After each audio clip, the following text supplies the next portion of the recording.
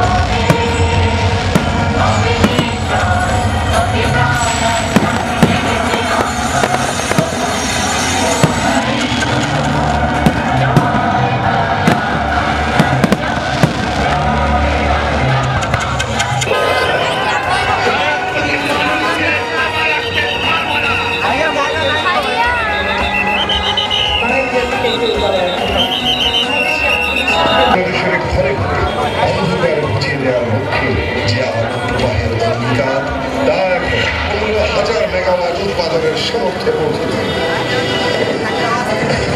এই সাফল্য দেখা উদযাপন, আমরা সমৃদ্ধি উদযাপন করি, অগ্রগতি উদযাপন করি। সাধারণের হাসিতে বাংলাদেশ হাসছে, সে গৌরবের হাসি উদযাপন করি।